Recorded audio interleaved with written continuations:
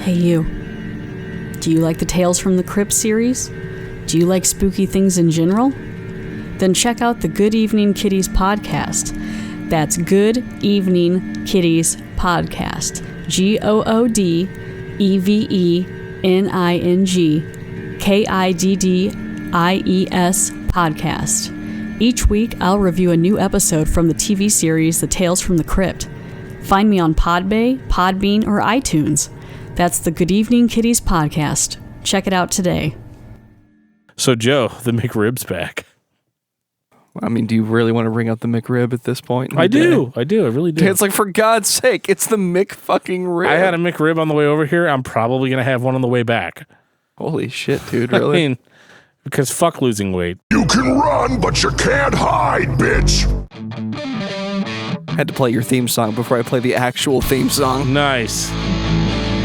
Because, let's be honest, Scary Terry is Dan. I guess, bitch.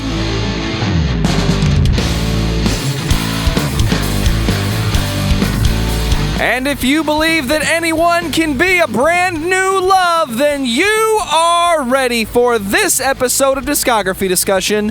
I am Joe, that is Dan, and we are talking about Deadsy. You can run, but you can't hide, bitch. Oh my God, Deadsy, right? Yeah, dude.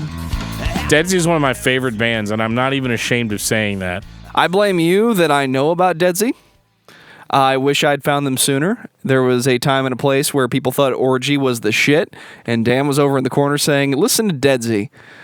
And the world changed. Well, and they're two very different bands, too. I know, but that's kind of where it started. You pop up with this band called Deadsy, and you're like, listen to this. This is like everything that you like, only better. And I'm like, he was right. Yeah, I mean, the way the band was first introduced to me is this girl in high school that I knew, but I still know. She goes, hey, check out this band, Deadsy. They're like Orgy, but they're like Orgy Jr. And I remember being like, well, I don't think they sound like Orgy. I mean, like, superficially, maybe. There's a synthesizer in the band. Right. And they've got that one song, The Key to Gramercy Park, which is like kind of heavy. It's pretty badass fucking song, I ain't gonna lie to you. Yeah, it is. It's actually arguably the most badass song on the record. And it kind of sets you up for an experience that you're not really going to get. And I love that about Deadsy. So it's the gigantic fake out at the start of the... Well, they're like Forrest Gump's box of chocolates. You never know quite what you're going to get. And I love that, to be honest with you. Deadsy is one of those bands that you kind of have to try a couple of times. It's like a good beer, like a really good sour beer. You're not going to like it the first time you listen to it. And I think that's okay. I disagree. If you're listening to Commencement, you're definitely going to like it the first time you listen to it. See, I didn't. I did. Really? It did have to build for me for a while because I thought, keep in mind, my expectation was for it to sound like Orgy. It didn't sound anything like the cover of Blue Monday. Yeah, which it did not. It didn't really sound like Orgy. It was not electronic. So, like, if you look at a band like Orgy, they're more like a futuristic sci-fi cyberpunk kind of band, and Deadsy's like the kids that play on the D&D team at school. Schools have D&D teams, right? They do in my dreams. Okay, well, Orgy is the computer hacker at your school, and Deadsy is on the drama club. Deadsy is the more well-read, well-refined intellectual type that maybe is a little antisocial and thinks about weird things. Well, before we get too far into Deadsy, I'm going to take the time to say thank you to everyone for listening and for subscribing. If you are not a subscriber, you can find everything Discography Discussion at discussmetal.com. We are on Google Play. We are on iTunes. We are on Stitcher. We are on TuneIn Radio. So if you have an Amazon Echo product, you can say to it, Alexa, play the latest episode of Discography Discussion, and she will. We're also on Facebook and on Twitter at Discuss Metal. Be sure to like, favorite, and subscribe. It really helps us out. It lets us know you're listening. And Dan is going to tell you all about 5-star reviews. Yeah, we like 5-star reviews here at Discography Discussion. We like reviews and feedback in general. So if you've got something that you want to tell us. We're here. You can leave us a review on iTunes, whatever you think that we are worth. Hopefully it's 5 stars. If not, let us know what we can do to get you to 5 stars. Jeff's not here tonight, but, I mean, we could probably talk him into anything. We actually had a YouTube comment on the Tony Danza Tap Dance Extravaganza, episode 13. Wow, that's really going back. Well, wait until you hear who it's from. A person named Mason Danza says, "Good job on the discussion, and speculations for that matter. Danza 1 was recorded in my buddy's living room for a case of Coors Light as payment. Danza 2 could have been better, but the label informed us we had a deadline a month away to have an album recorded, so we wrote one real quick. The main writers and jokers left before Danza 3, so that caused the different sound and more serious tone. Enjoyed the show. Glad you fun with the music." I'm going to say he meant had fun, and fun was always the goal. I'm pretty sure Well, thank you, Mason Danza. that I wonder if that's Mason Crooks. I'm 99% sure it is. We're going to have to talk to him at some point about Yeah. everything that happened during Danza 2, because I still need an explanation for the Louisiana Dive Bar Massacre. Yeah, we'll have to get him on at some point and pick his brain about a few things about that record, because I have so many questions. Seriously, though, thanks for listening, man. We appreciate that. Yeah, that's awesome. It's really cool. Number one, it's really cool to get comments from anybody anyway, whether you're in a band or not in a band. We like to talk, obviously, and so if you ever want to talk back to us, that's fantastic. And it's always really cool when somebody from one of the bands that we've talked about is listening as well. So, and we always like to try to get them to come on the show right away afterwards, because we want them to set us straight, because a lot of the stuff that we say is kind of speculation. There's certain things. Speculation, hearsay, Yeah, what you might remember from 10 years ago. Right. We weren't there, so we just kind of have to fill the blanks in as best we can. So We weren't there. We don't know. We want to know. we want to know. So anyway, So, Deadsy. I'm going to get this right out of the way first. Okay. They had multiple EPs, a couple singles. Their actual first record is self-titled and independently released, and it's called Deadsy. If you can find it, props to you, man. If you can find their EP, The Elements, props to you, man. Good fucking luck. The rest of us, we have basically 2 records that we can get our hands on. yeah, I started with Commencement, so The first one was also independently released at one point, but was later re-released. by Korn. Really, Korn released the record? Yeah, Elementary Records. Oh, that is Korn's album label, isn't it? Yes, it is. Okay. Or it was. I don't know if it's still a label or not now. What Commencement is in the way that you can buy it today. It is essentially a greatest hits of all their independent releases, mixed in with some covers. And good God, I've mentioned it before, and I'm going to say it again. Commencement is on my list of perfect records. You put in Commencement, you press play, an hour later, it's over. That's how you feel. Because it pulls you into the atmosphere, it pulls you into the tone. You forget that the songs that are covers you've already heard before. It's just amazing. I wish I could say more than that. The lead singer, lead vocal, primary songwriter, depending on who you ask, is Elijah Blue. Elijah Blue Allman, which is that's important. Do you know who that is, Dan? Well, Elijah Blue Allman is the child born with Cher and I don't remember which Allman brother it was. So if you listen really closely, it sounds like a detuned Cher in some places. And I don't mean that in a bad way. Yeah, I don't know if I hear that, but yeah. Yeah, it was Cher and Greg Allman. Okay. So yeah, there's music in the family and performance in the family. Very cool. I make that distinction. Yeah, very cool. It's kind of a weird connection because obviously this doesn't sound anything like Cher or the Allman Brothers. No, this sounds Elijah like... Blue is his own man. This sounds like California underground.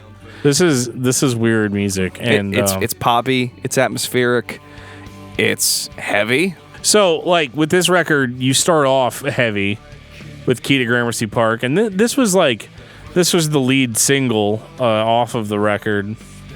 I think Brand New Love also was released as a single, but that's obviously a cover, but good God, it's a perfect cover. When you listen to the Key to Gramercy Park, I could hear that orgy comparison that seemed to be coming up all the time when that record came out. And it's really weird because like this was kind of thrown in like with the nu metal crowd at the time, like it was kind of considered part of the same thing. And I think most of it is just because of the strength of that first single. Because the Key to Gramercy Park is a very guitar-heavy rock song. Jonathan Davis from Korn actually does guest vocals on that one. On that version. Yeah, good luck hearing him, though, because he doesn't... It's in there. He's very much in the background. So that song, is hard and heavy and in your face or whatever. But then, like, you go right into Winners after that, and Winners is a slow build-up song. And you're going to have to get used to that because... Deadsy sometimes gets so slow that, I almost get kind of a doom metal vibe from it because it's still heavy. It's got that very fuzzy guitar tone that goes on throughout it, and it can get very droning at times, which I know sounds kind of boring, but with Deadsy, it's actually done pretty well. It creates a pretty melancholy sound. And they pointed out, so I feel the need to point it out, they have 2 synth players in the band. One is actually a keyboardist who does the standard rock, correct, Depeche Mode style keyboard synth. But they also have a Zetar player. Yes. And the Zetar is a specialized instrument. I don't remember who designed it, but it's a MIDI controller that is shaped like a guitar. And it is played like a guitar. And a lot of what you hear in the Deadsy tone of that very deep drone comes from the combination of Elijah Blue's guitar and the Zetar.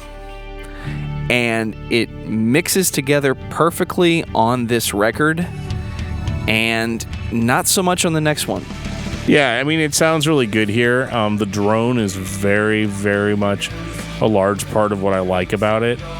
It's definitely like a zone out album. It doesn't sound like a fake guitar, which a lot of synthesized guitar, heavy synthesized guitar sounds. Yeah, no, this didn't really. This sounds like its own unique instrument, and I've tried to recreate it a couple times. It's so badass. Right, and Elijah Blue has this vocal delivery that's very subdued, very calm, but his pronunciation, his enunciation, and everything is very deliberate. And I think that really adds to the melancholy feel of the rest of the music because, to me, this record does nothing but slow down all the way from the Key to Gramercy Park, really all the way up until She Likes Big Words. Then it kind of speeds up again. And that's a cover too. Yeah, a lot of covers on this record. And like I said, this record really is. It's a greatest hits of all their independent releases mixed in with some covers. But the covers sound like they blend extremely well. That's where I was going with that. It is a challenge to mix multiple different dates, right? Multiple different releases, and make them sound like one cohesive product. As much as I've listened to this record, the only time I ever hear any deviation that's obvious is when I hear the newly recorded drums and some of the independent release drums. And that's just through repetition you notice, but you could almost tell me... Are the drums actually real on this record? Yes, they are. Okay. There are synthesized use of percussion, but they have an actual drummer.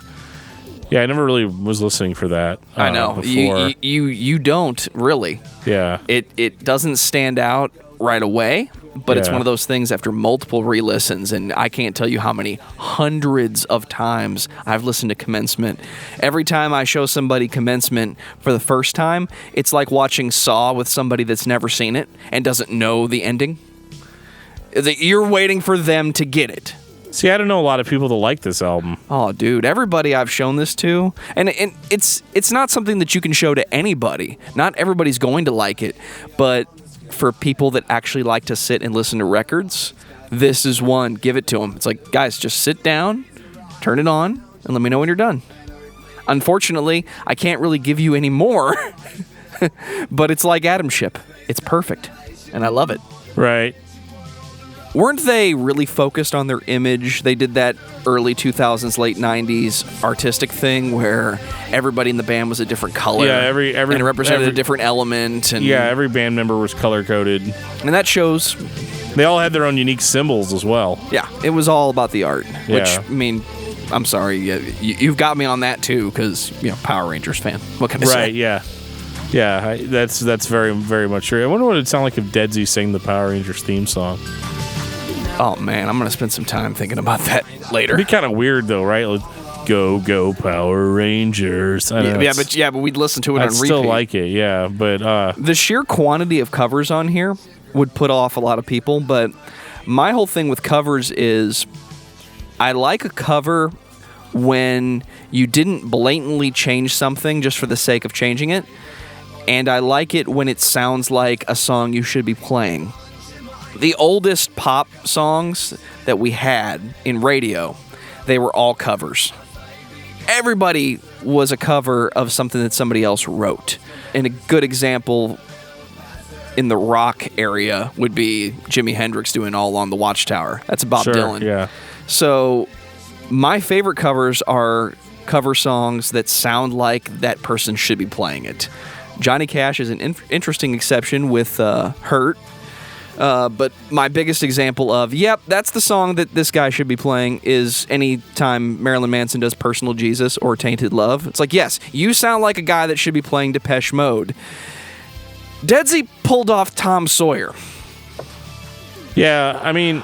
Good God. I think a lot of these covers, with maybe the exception of Tom Sawyer, though, I think for the target demographic that bought this record... They're the Rush fans? I would imagine that there were a lot of people that didn't know that a lot of the covers were covers. You think so? Yeah, because I think, Tom Sawyer is obvious, I think you're a big fan of She Likes Big Words. She Likes Big Words, and that's that's what, Flock of Seagulls? I believe so, yes. I'll have to look that up later, but...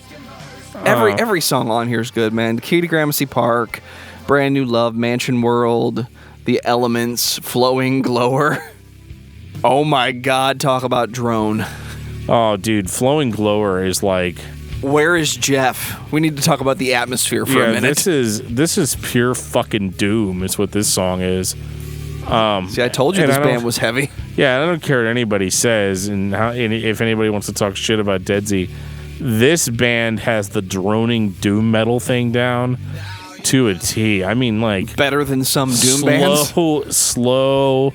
crushing, monotonous, hopeless, and they slow down later into the song. Yeah, I mean, it just slows down. Like, it's like eating breakfast. It's like starting your day without eating breakfast. It's like riding a bicycle with no air in the tires. I mean, you just even Elijah Blue sounds just like, if it was possible for him to sound more melancholy than he did before, it's perfect. And then it's funny because She Likes Big Words shows up like it almost sounds like the Reading Rainbow theme playing. And it's like suddenly wakes you the fuck up. Yeah, we're back to going top speed. And that might be the fastest song on the record. Top speed for Deadsy. Right. But it's weird though, is like She Likes Big Words comes on, and that's a really cool song. And then right after that, we go into Cruella, which is another slow, droning, doom type song. Talk about Cruella for a second, because for those bands that like to be artistic. So Cruella is about... how many Cruellas do you know? This is about Cruella DeVille from the 101 Dalmatians. What, all you metalheads out there didn't know that? Well, it is. The weirdest thing about that song to me is, at some point... in the song, it's slow, it's kind of weird, and then you start like really listening to the lyrics, and it starts off, how the story rolls, magic's taught and history's told. A glory hole, which through gazed her eyes of gold. Wait, what? She's staring through a glory hole. Staring through a glory hole? I don't remember that from the movie. Don't fucking do the voice, for God's sake. Yeah, that's weird, right? And then, the lyrics are fucking great, though. Like, avid as she sows, Cruella grows. Horace and Jasper stole, so let the horror flow. That is just great. Yeah. It's just weird because it's like, oh, holy shit, we're literally just talking about 101 Dalmatians here. We're literally talking about Cruella de Vil wanting to make a coat out of puppies. But also, a glory hole. You're going to get it in some point. I'm not going to be paying attention. Well, get what in, Joe? Oh, glory hole. Shut the fuck up. Yeah, like it's never stopped since the first day. The way he says it, he's just like, oh, glory hole. It's like, what? Black and white in hair, elegantly gaunt in flame.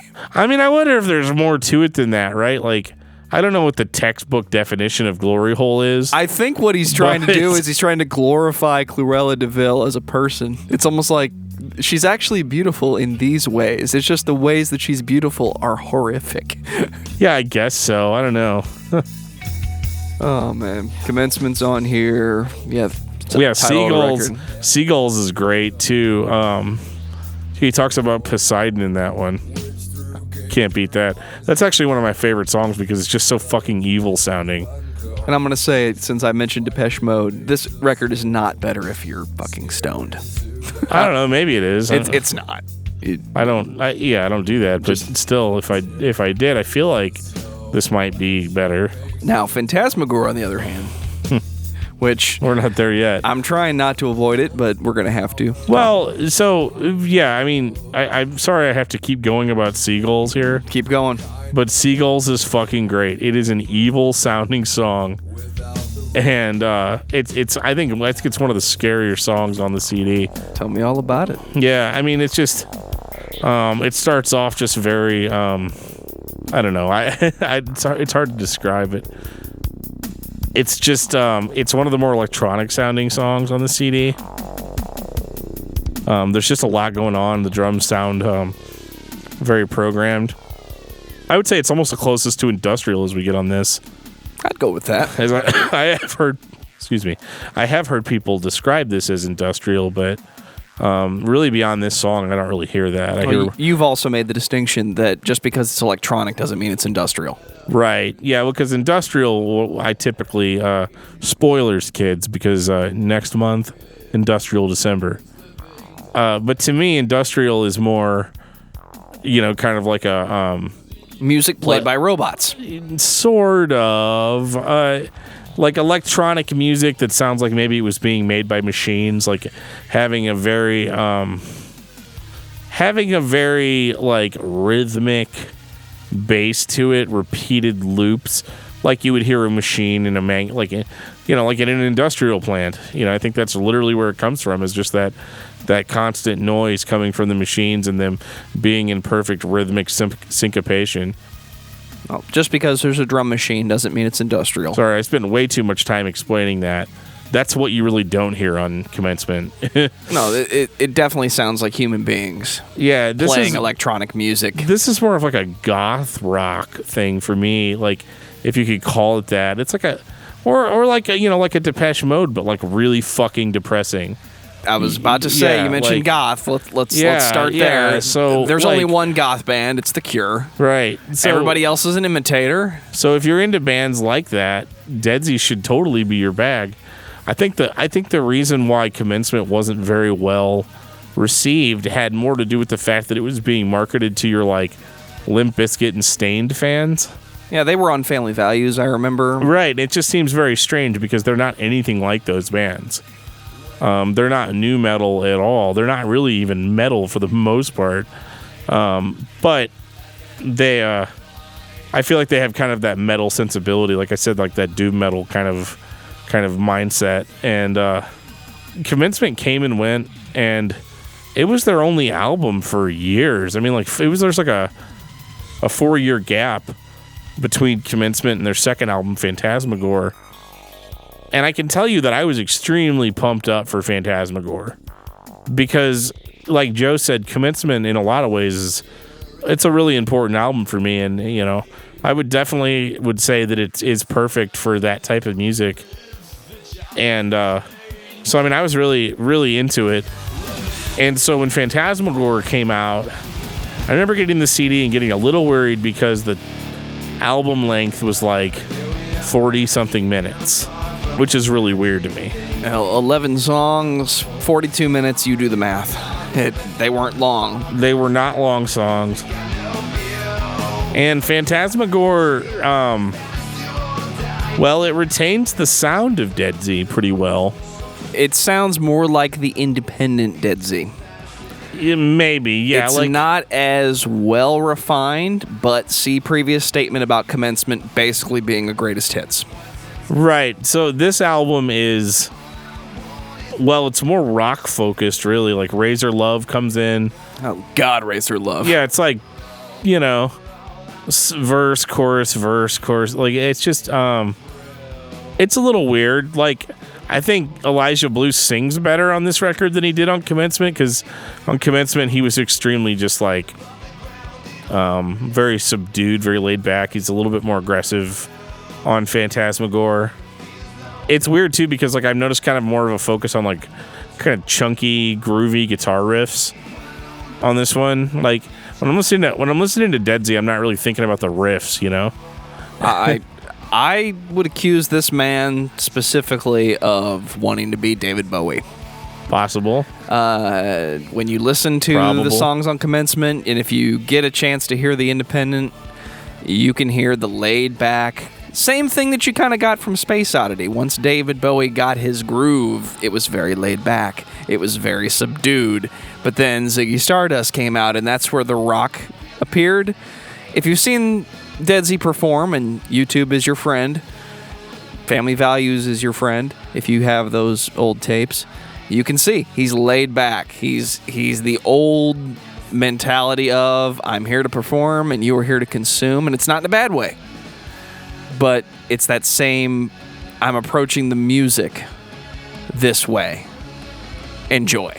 Well, and in typical Deadsy fashion, you get about 3 songs in that are decent rock songs. I mean, they're not bad, but like if you're a huge Commencement fan, this is going to be really frustrating for you. It will be for the first couple listens. Give it time. That's all I have to say. Then you hit track 4, which is, you guessed it, a cover. And honestly, it might be the most covered song in rock and roll history. It's Painted Black. And it's good. It's all right. It's just another cover of Painted Black. I personally prefer the Agony Scenes cover of that. Most metalheads do. But, that's just me. But we do get probably the first, there's a couple of songs on this record that harken back to the old Deadsy, and the first one is a song called Better Than You Know, and you can point it out because it's over 5 minutes long, which is more in line with what we'd had on the previous record. And this still sounds like the new Deadsy, but that Commencement style slowness, the drone, a lot of it's back here. These sound like they could have been on Commencement. This is pure Deadsy, and I can't say anything bad about this song. This is my favorite song on the record. But as a Commencement fan, I'm already halfway done with the record before I get to a song like this. I have become a Deadsy fan. I remember what it was like to be a Commencement fan and then sit and listen to Phantasmagore and be upset that it just wasn't as thick. Right. It's not I'm upset. It's just taken aback, I guess, originally, I mean, give me that Razor Love, give me Carrying Over. It's that same atmosphere, it's just not as atmospheric. Better Than You Know, I mean, ladies and gentlemen, welcome back to Seagulls. Do you think I'm going to find it in a traveling show between the legs of a woman that I hardly know? It's like, yeah, okay, we're back to... I don't know, probably not, dude. I'm just saying. But, yeah, I think this song just really harkens back, and to me, it's not long enough. I wish a song like this was like more like 7 or 8 minutes. But yeah, so that song ends and you're feeling pretty good about everything. And then the Book of Black Dream starts, which is one of the fastest paced Deadsy songs I think that exists. And I actually really love this one, even though it's more in the style of the previous 4 songs. For whatever reason, that hook that's in that song is just, it's like every time you think you're getting by is every time that the oceans will run dry. I don't know. Like, it's just really catchy to me. And yeah, every now and again, somebody will write a pop hook that just gets caught in your ear and you can't get it out. And the song was very much that for me. First time I heard this, I thought they were making fun of Bon Jovi. Oh, really? Because of the talk box. Every time you hear the talk box, you're either making fun of Peter Frampton or you're making fun of Bowie. Right. Or not Bowie, or Bon Jovi. Bon Jovi, yeah. Yeah, I could hear that for sure. But yeah, the hook on this song is just infectious. And it's weird, too, like being a metalhead, because it's not like I listen to that much music just so that I'm like, oh my God, I got to hear the hooks, you know. This is one of the exceptions. But it has them, yeah, and that's cool. And you get The Last Story Ever, you get Phantasmagore on here. Unfortunately, The Last Story Ever, or not Last Story, like literally the next 3 songs, I mean, you have to listen to 3 pop rock songs to get to the title track, Phantasmagore. And let me tell you, Phantasmagore is the old Deadsy again. Like, very much so. We've been hiding this whole time. There's a drop on that song. Like, you get past the intro, which just sounds kind of like a poppy intro or whatever, and then the guitar slammed down, like, bone-crunchingly hard, and the thick keyboard comes in. And again, we're back in commencement. More so than we were on Better Than You Know? Yeah. Oh, yeah. More so, I think. You know, like, just the lyrics go back to kind of that mindset that was in, because, like, from my understanding, like, most of the lyrics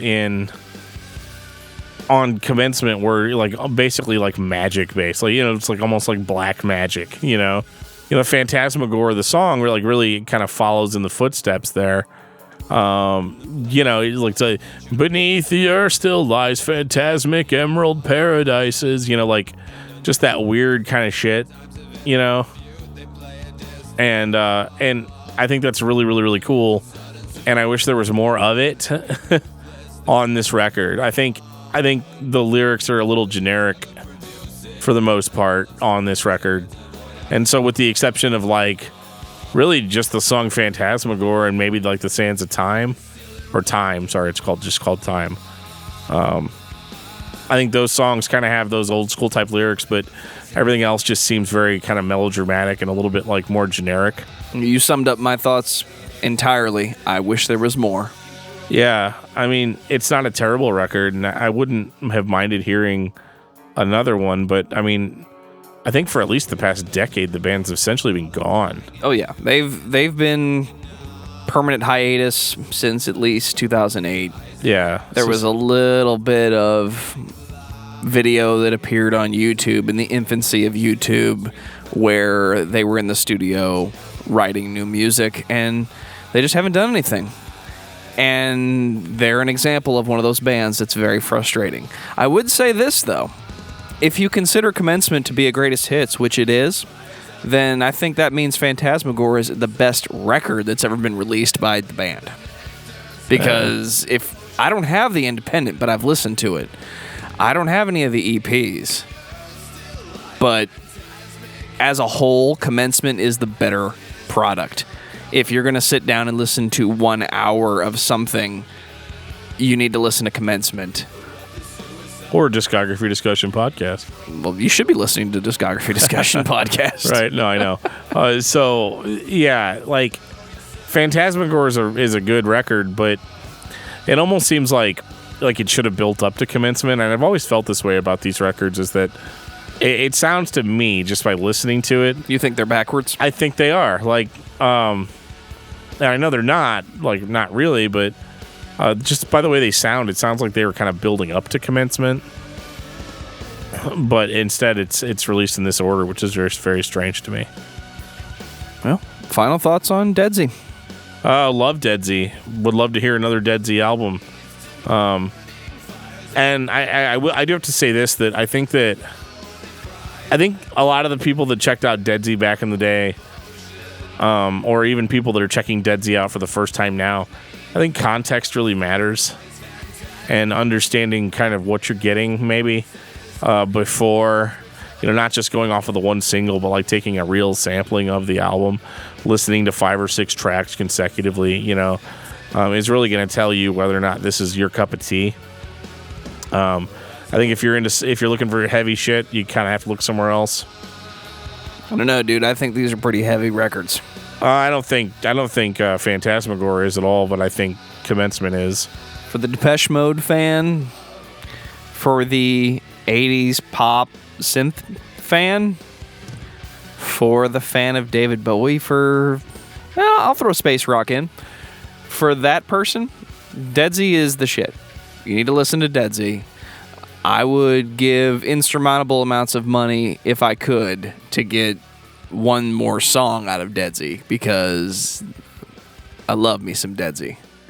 And I think everybody should listen to Deadsy. And everybody needs Commencement. And that's what I think.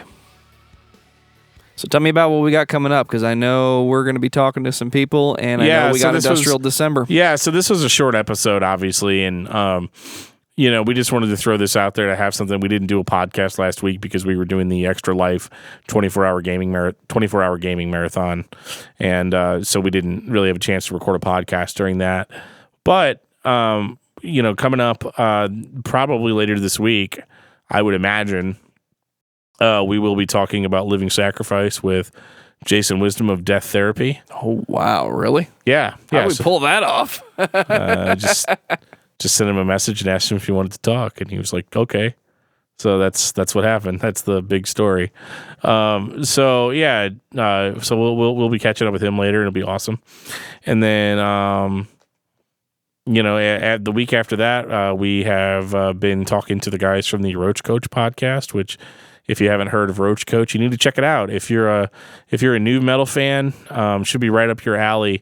They review new metal albums, and they break down one album per episode and determine whether or not it's worthy of being considered, part of the, as they call it, the new metal canon.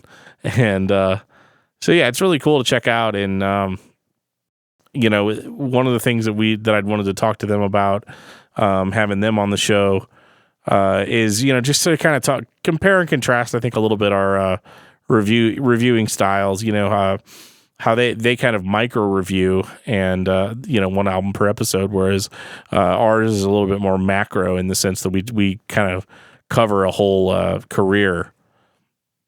So it should be interesting to see how that turns out. I'm really excited about it. Tell me about Industrial December. Yeah, so Industrial December, we decided that we really haven't really talked about a lot of industrial bands or groups or anything. So, we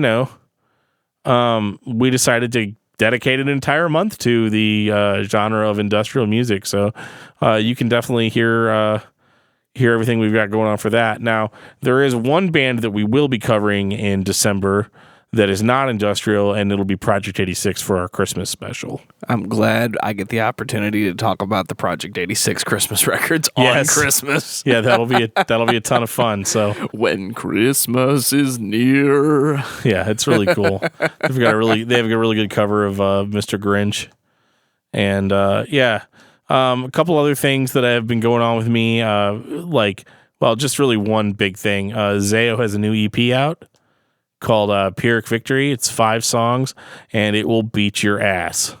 Can I put the picture up on Twitter? Which one? No. Oh, come on. No, I already posted it on Facebook. It doesn't need to be all everywhere. Oh. So, it's a picture of my daughter holding my Zayo record. Dan has a picture of the prettiest Zayo fan ever. Right. That's all I'm going to say.